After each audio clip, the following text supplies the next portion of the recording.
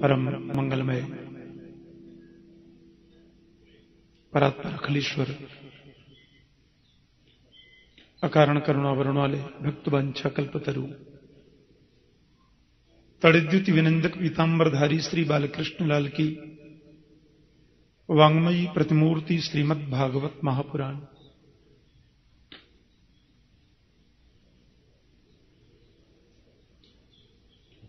परम वंदनीय संत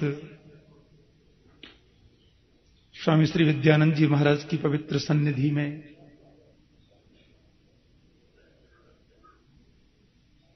गोपियों की आराध्या ब्रजांगनाओं द्वारा सेवित माता कात्यायनी जी के चरणों में बैठकर भागवतामृत रसपान करने के लिए हम सब लोग संवेद रूप से एकीभूत हैं।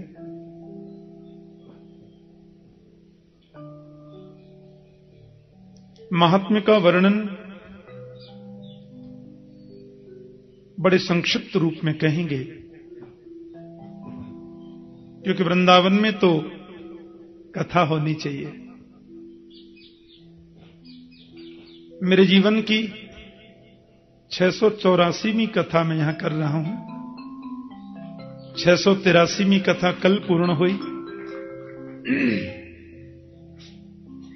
वैसे तो ये 683वीं कथा होनी थी,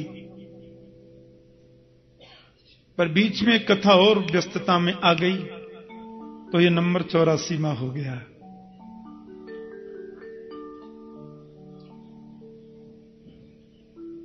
बहुत बड़े बड़भागी होते हैं वे लोग जो श्रीधाम वृंदावन में कथा रस सुधापान करने का अवसर प्राप्त कर पाते हैं।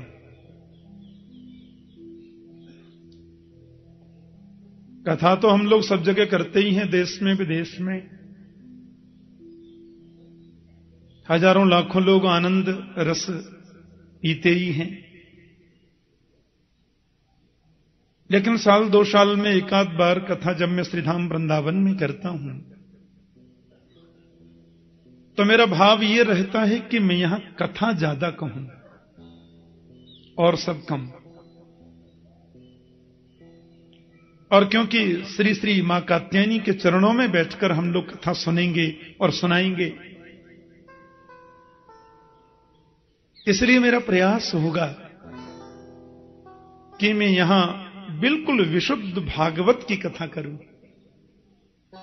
और आपको भागवत के संपूर्ण मूल विषय को सुनने का अवसर मिले,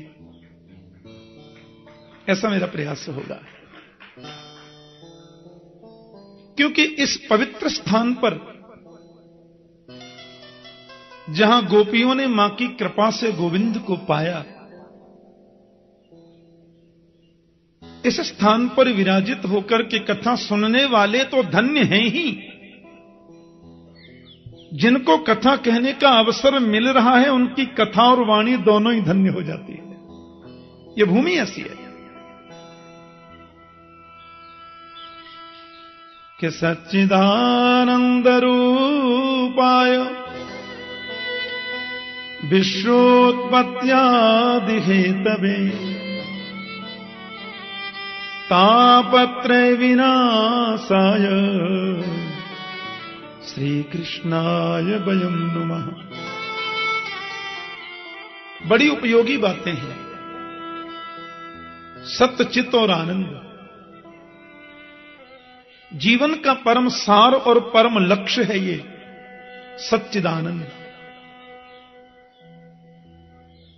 जो त्रिकालावाधित सत्य है, जो आदि मध्यांत सत्य है, जो अपरिवर्तनीय सत्य है, उसे हम सत्य बोलते हैं।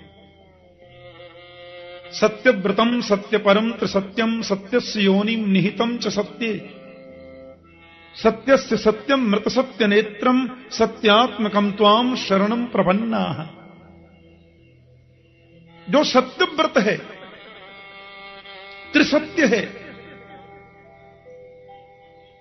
जिसका मूल भी सत्य है, मध्य भी सत्य है और कभी नहीं होने वाला अंत भी सत्य है, उसे हम सत्य बोलते हैं। परमात्मा का दूसरा नाम चित है, माने प्रकाश, जिसे कभी किसी से प्रकाश उधार लेने की जरूरत नहीं पड़ती। सूर्य में रोशनी भी उसकी कृपा से है, चंद्रमा में शैतल्य भी उसकी कृपा से है। प्रकृति के जितने भी नियम चल रहे हैं स्वतः उसके द्वारा ही निर्देशित हैं। यह संपूर्ण आकाश जिसका मंदिर शिखर है, मानो पुष्पों में सुगंध वो है तो रंग भी वही है, प्रकाश स्वरूप है, बल्कि अपने प्रकाश से दुनिया को प्रकाश देता है, इसलिए उसका नाम चित्त है। और तीसरी बात बड़ी सुंदर कही, आनंद है वो। आनंद की परिभाषा तो भागवत में बड़ी विचित्र रूप में वर्णित है। आनंद का मतलब क्या है? कुछ लोग भोजन करते हैं और पूछे कैसा लगा, वो तो बहुत आनंद आया। एयर कंडीशन कमरे में सोए, सवेरे उठे, कैसा लगा, बहुत आनंद आया। यह आनंद की परिभाषा नहीं है। अरबों की संपदा हमने प्राप्त कर ली, उससे सुख प्राप्त होगा, आनंद नहीं। बहुत सुविधाओं से हमने युक्त जीवन जी लिया, उससे हमें सुविधा और सुख मिलेगा, आनंद नहीं। क्योंकि आनंद तो सिवाय गोविंद के दूसरा कोई होता ही नहीं है। आनंद तो स्वयं कृष्ण है। आपने देखा होगा भागवत की कथाएं जब होती हैं तो चतुर्थ श्री कृष्ण जन्मोत्सव मनाते हैं, चतुर्थ दिवस। तो कृष्ण जन्मोत्सव में लोग क्या बोलते हैं? नंद घर आनंद भयो, जय कन्हैया लाल की। अवध घर आनंद भयो, जय राजा राम की। नंद घर आनंद भयो, जय कन्हैया लाल की। नंद घर कृष्ण भयो, जय कन्हैया लाल की नहीं। नंद घर गोविंद भयो, जय कन्हैया लाल की नहीं। नंद घर आनंद भयो, क्योंकि आनंद स्वयं कृष्ण है, आनंद स्वयं राम है। जो आनंद सिंधु सुख राशि, सीकरते त्रैलोक सुपासी। सो सुख धाम राम अस नामा। जो आनंद का सिंधु है, जिसके आनंद की सिंधु की बिंदु भी किसी को प्राप्त हो जाए तो पूरा विश्व प्रपंच आराम विराम और विश्राम का अनुभव करता है। इसलिए राम ही आनंद है, कृष्ण ही आनंद है। तो सत्य भी श्री कृष्ण, चित भी श्री कृष्ण और आनंद भी श्री कृष्ण। एक और बात, दुनिया की हर चीज को आप पलट सकते हैं। सुख का उल्टा तो दुख होता है, रात्रि का उल्टा दिन होता है, प्रकाश का उल्टा अंधकार होता है, गोरे का उल्टा काला होता है, विद्वान का उल्टा मूर्ख होता है। लेकिन आनंद का उल्टा कभी कुछ होता है? आनंद का उल्टा कभी कुछ कर सकते आप? एक सज्जन बोले आनंद का उल्टा भी होता है महाराज। मैंने कहा क्या होता है? बोले आनंद का उल्टा होता है निरानंद। मैंने कहा निरा तो तुमने अपनी तरफ से लगा लिया, आनंद तो जैसे कि तैसा ही है।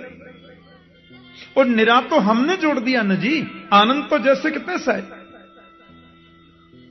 अब उसको निरानंद बोल दो, चाहे परमानंद बोल दो, चाहे ब्रह्मानंद बोल दो, चाहे विषयानंद बोल दो, उसके पहले निरा लगाओ, चाहे परम लगाओ, चाहे विष लगाओ, चाहे ब्रह्म लगाओ, लेकिन आनंद को आप पलट नहीं सकते। आनंद को बदला जा नहीं सकता, क्योंकि आनंद सत्य है और वो त्रिकालावाधित सत्य है, आदि मध्यांत सत्य, उसको आप बदल कर सकते हैं। तो सत्य भी श्री कृष्ण है, चित्त भी श्री कृष्ण है और आनंद भी श्री कृष्ण है। विश्वोत्पत्त्यादि हेतवे वो जरा सा मुस्कुराता है, सृष्टि का सृजन हो जाता है। वो जरा सा गंभीर होता है, सृष्टि का पालन हो जाता है। और वो भ्रुकुटी को जरा सी टेढ़ी कर लेता है, प्रलयंकाली समुद्र में सब डूब जाते हैं। तो विश्वोत्पत्त्यादि हेतवे, विश्व की उत्पत्ति, पालन और लय का हेतु भी तो एकमात्र गोविंद है। तापत्रय विनाशाय,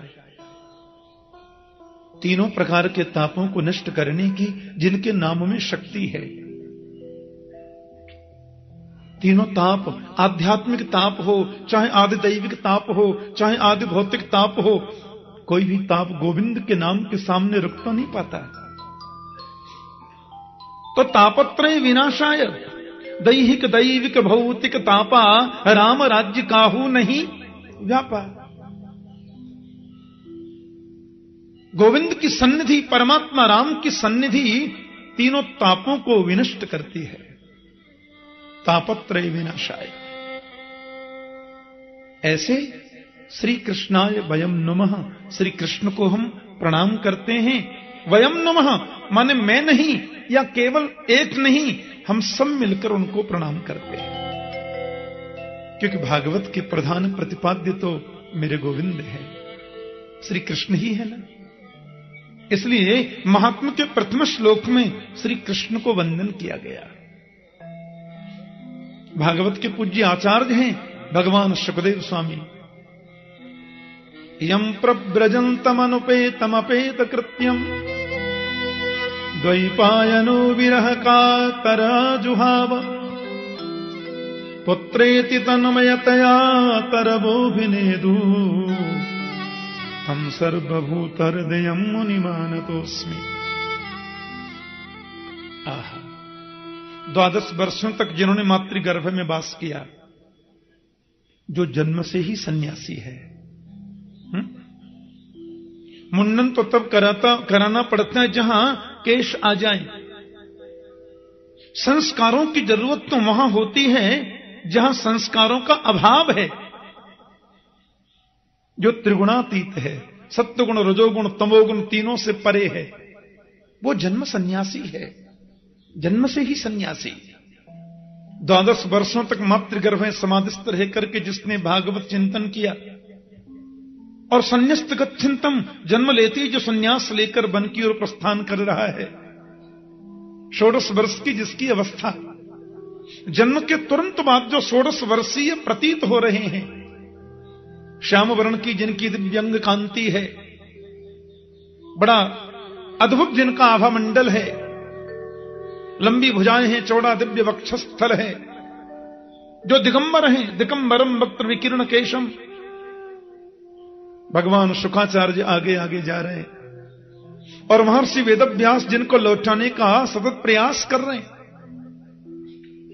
लेकिन व्यास जी पुत्र पुत्र कहकर के बोल रहे तो वृक्ष अभिनेदु, वृक्षों ने कहा आप किसको पुत्र कहते हैं महाराज? कितनी बार ये आपका पुत्र बन चुका, आप इसके पुत्र बन चुके, कौन जानता है। व्यासी महाराज ने भी जब ये जाना कि वास्तव में ये तो सर्वभूत हृदय है, ये तो भगवत स्वरूप है, तो वे लौट करके चले गए। तम सर्वभूत हृदयम मुनिमानतोस्मि। ऐसे भगवान शुकदेव के चरणों में हम बार बार प्रणाम करते हैं, बार बार वंदन करते हैं। मां कात्यायनी के चरणों में बैठ करके हम लोग इस अमृत रससुधा का पान करने के लिए एकत्रित हैं। ऐसे ही पुराण की कथा के लिए एक बड़ी सुंदर भूमि बताई शास्त्रों में, उसका नाम है नैमिषारण्य। 88,000 संत जन विराजमान थे, जिनका जीवन ही कथा है। एक पुराण की कथा पूरी हुई तो दूसरी प्रारंभ। आपस में ही चर्चा करते हैं, कभी किसी को वक्ता बना करके बैठ जाते हैं। लेकिन आज अपने नित्य के कर्मों से निवृत्त होकर के वो ऋषि जन जब बैठे थे, शौनकादि बोलते हैं उन्हें, उनके मध्य में आदरणीय सूत जी महाराज पधारे। वे ऋषि तो बड़ी लंबी उम्र वाले हैं, कोई 1000 वर्ष के हैं, कोई 10,000 वर्ष के हैं, कोई लाख वर्ष के हो गए। और आश्चर्य की बात यह है कि वो सभी ब्राह्मण हैं। आज उनकी कथा के मंडप में, उन ऋषियों की मंडली के मध्य में बिल्कुल एक युवा संत आया। महर्षि वेदव्यास के परम प्रिय शिष्य, भगवान शुकाचार्य के गुरु भ्राता। और आश्चर्य की बात यह है कि ये ब्राह्मण नहीं है। प्यार से बोलो जय श्री कृष्ण। अब देखो, ये तो आपको ध्यान रखना पड़ेगा 8 दिन पूरा, कि कुंभकर्ण की पत्नी श्रीमती निद्रा देवी जो हैं, वो कथा में थोड़ा गड़बड़ तो करती। हां, एक माता तो मेरे से बोली, ठाकुर जी थे इतनी सोनी कथा बांचो थाने के बताऊं महाराज। मैंने कहा क्या अच्छा लगता है आपको कथा में? बोले मैं 2-2 गोली नींद की खाऊं तो माने नींद को नहीं आवे। थारी कथा में तो बैठते ही माने ऐसी चोखी नींद आवे थाने के बोलूं महाराज। मैंने कहा किसी काम में तुमने मुझे पास तो किया माता। वो जरूर आती हैं। हां, श्रीमती निद्रा। कुंभकर्ण की मृत्यु के बाद में उन्हें बड़ा रोष हुआ और राम जी से बोली, आपने मेरे पति को मार दिया, बदला लेकर के मानूंगी। राम ने कहा कैसे लोगी बदला? निद्रा बोली, बताओ बैकुंठ में कौन जाता है? राम जी बोले, वही जाते हैं जो कथा सुनते हैं। निद्रा बोली, यही तो तरीका है। जहां भी कथा हो रही होगी वहां श्रोताओं के सिर पे जाके मैं आसीन हो जाऊंगी। बेचारे व्यास जी कथा सुनाते रहेंगे, श्रोता झोंका लेते रहेंगे। कोई सुनेगा ही नहीं तो बैकुंठ जाएगा ही नहीं, तो खाली गोदाम में तो ताला लगवाना ही पड़ता है ना जी। राम ने कहा बरोबर है देवी, लेकिन अपन भी एक नियम लगा देंगे। बोले क्या? कि हर 5 मिनट बाद जय श्री कृष्ण बुलवा दिए करेंगे। वो जरूर आती है। तो 8 दिन का यह अनुष्ठान है हमारा, उसमें आकर वो विघ्न न कर दें, इसलिए जय श्री कृष्ण जरूर याद रखा करें। हां, माता के चरणों में बैठे हैं और जय श्री कृष्ण बोलेंगे तो मुझे एनर्जी मिलती रहेगी। बोलो जय श्री कृष्ण। हां, शारीरिक थकान तो होती ही है, लेकिन जय श्री कृष्ण से करंट मिलता है। अब उन शौनकादि ऋषियों ने आदरणीय सूत जी को देखा, सब खड़े हो गए। पधारिए, बहुत कृपा की आपने। अब देखो महाराज, वो तो उनको प्रणाम कर रहे हैं और वो उनको प्रणाम कर रहे हैं, दोनों के सामने लेट रहे हैं। नहीं, आप ये क्या कर रहे हैं महाराज? मुझे बहुत शर्म आती है, बड़ा संकोच लगता है। आप लोग सब महान मनीषी हैं, तत्वज्ञ विद्वान हैं, अवस्था में भी मुझसे बहुत बड़े हैं, और इस प्रकार से आप मेरा स्वागत करते हैं। एक बात कहूं, संत वही सबसे श्रेष्ठ है जो अपने को कभी संत समझे ही नहीं। ज्ञानी वही सबसे ऊंचा है जो किसी को अज्ञानी न समझे। ज्ञानी वही सबसे ऊंचा है। और गुरु वही सबसे उत्तम है जो अपने को कभी गुरु मानता ही नहीं। बोलो जय श्री कृष्ण।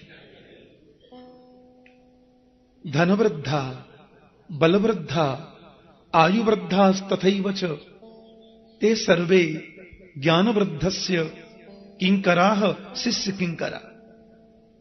कोई बल में बड़े होते हैं, कोई आयु में बड़े होते हैं, कोई धन में भी बड़े होते हैं, लेकिन ते सर्वे ज्ञानवृद्धस्य, ज्ञान में जो बड़ा होता है ना, वो सबसे आदरणीय और सबके लिए पूजनीय होता है। शौनकादि ऋषियों ने बिल्कुल निष्पक्ष भाव से अपने मन की बात सूत जी से कह दी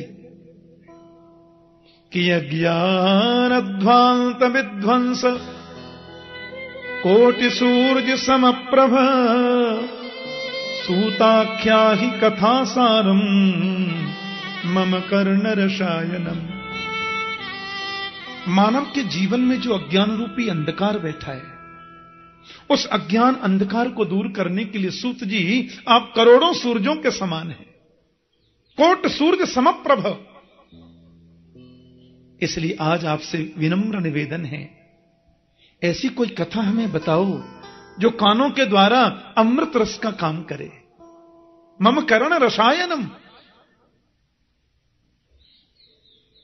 और एक बात आपसे स्पष्ट कह दें, हमें कोई दुख नहीं है और हमने कभी दुख को दुख समझा भी नहीं है।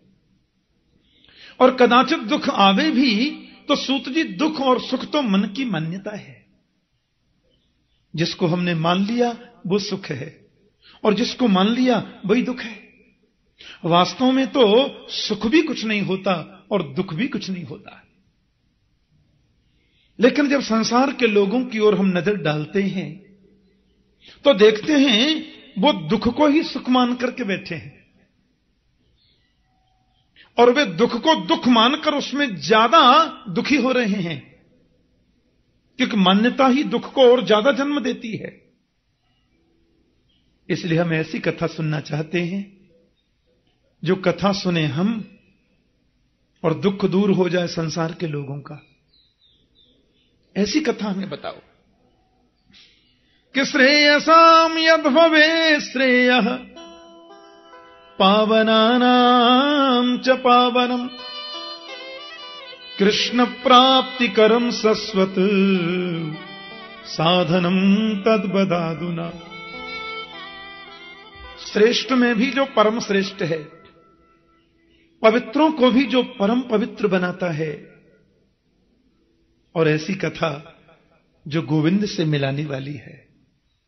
एक बात कहूं, कभी किसी संत के पास में जाकर यह प्रश्न मत करो कि दुकान कैसे चलेगी।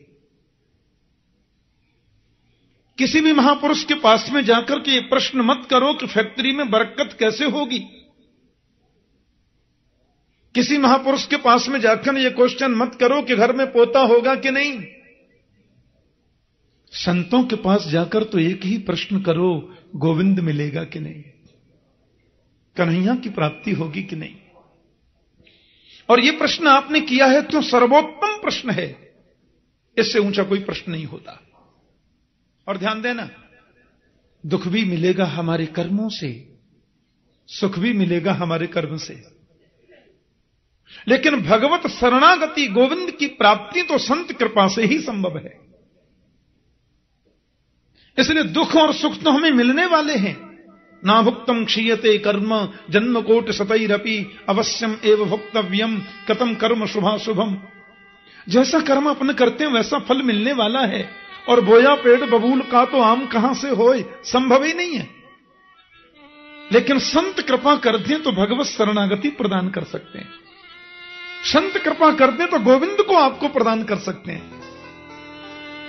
इसलिए महापुरुषों के पास में जाकर यदि प्रश्न करना है तो यही प्रश्न करो, कृष्ण प्राप्ति करम शाश्वत साधनम तद बदाधुना। ऐसा साधन बताइए जो कृष्ण की प्राप्ति कराने वाला हो। बहुत प्रसन्न हो गए सूत जी। सच्चा संत ऐसे प्रश्नों से ही प्रसन्न होता है। संसार की व्यर्थ की बातों से हम संतों के क्षण को बर्बाद करते हैं। और महाभारत में लिखा है कि संतों का क्षण और अन्न का कण कभी बर्बाद मत करो। महापुरुषों के पास जाकर तो गोविंद मिलन की साधना पूछो। आदरणीय सूत जी महाराज गदगद हो गए।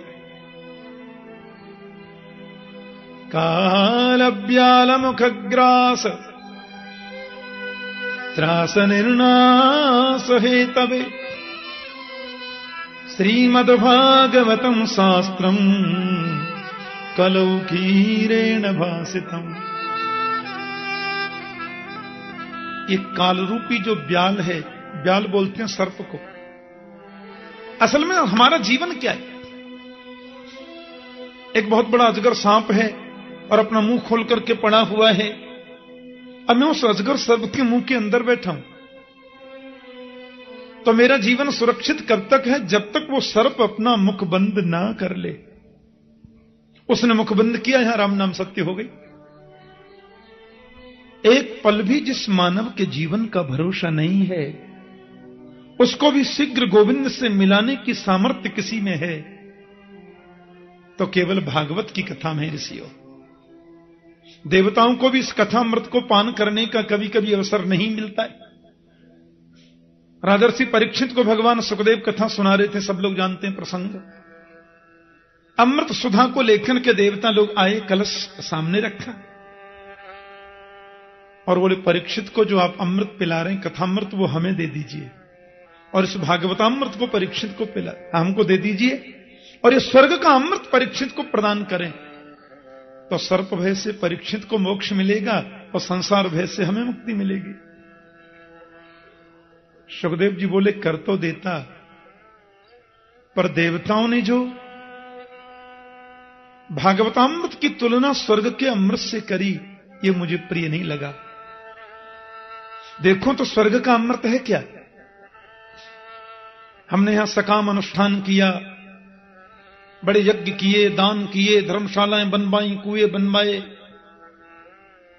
और वो सब सकाम किया तो उसका फल होता है हम स्वर्ग में जाते हैं, और जब तक हमारी एफडी जमा है हम स्वर्ग में रहते हैं।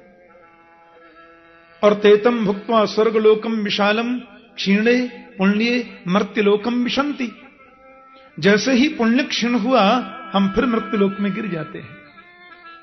तो पुनरपि जननम पुनरपि मरणम पुनरपि जननी जठरे शयनम, बार बार जन्म लेना, बार बार मातृगर्भ में आना, इससे छुटकारा स्वर्ग अमृत पान करने से नहीं मिलता। क्षम तदावीक्ष, ब्रह्मा जी ने राजा परीक्षित के मोक्ष को देखा, पुरा धाता भी विस्मित। ब्रह्मण का विमान किसका जा रहा, भाई कौन है इसमें? बोले आपको नहीं मालूम, राजा परीक्षित 7 दिन कथा सुनिए ना भागवत के नियम से, बैकुंठ मिल गया। ब्रह्मा ने कहा बाप रे, ये कैसे हुआ? इंद्र महाराज और ब्रह्मा सब एकत्रित हुए, तराजू लिया और एक पल्ले पर दुनिया के साधनों को रखा, और तराजू के दूसरे पल्ले पर केवल भागवत जी को विराजमान किया, और कहते हैं जैसे ब्रह्मा ने तोला